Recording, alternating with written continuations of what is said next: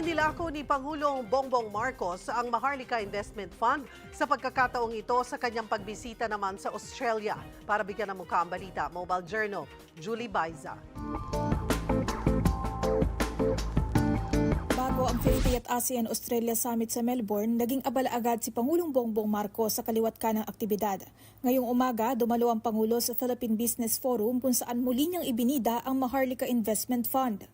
Furthermore, there is the establishment of the Maharlika Investment Fund, our sovereign wealth fund.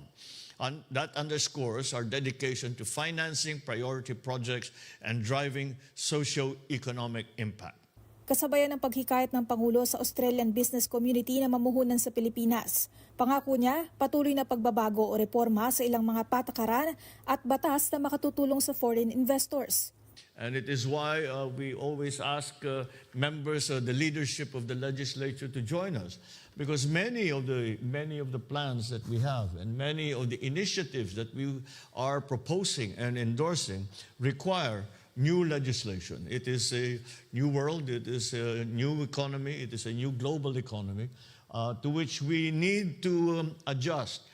Kabilang na raw sa mga napapakinabangan na ngayon ang amendment sa Public Service Act, Foreign Investment Act at Retail Trade Liberalization Act, maging ang pagtatatag ng Green Lane para sa strategic investments. This we do so as to make more rapid the entry of foreign direct investment, but also to make businesses more profitable, because the costs that are implied by inefficiencies are lessened at the very least. Nagpasalamat naman ang Pangulo sa Australian companies na nag-invest na sa Pilipinas. 14 na business agreements ang nilagdaan at ipinesenta sa Business Forum. Bago ang forum, nakipagpulong na si PBBM kay Cambodian Prime Minister Hun Manet kung saan napagkasunduan ang pagpapalakas sa kalakalan ng bigas sa turismo.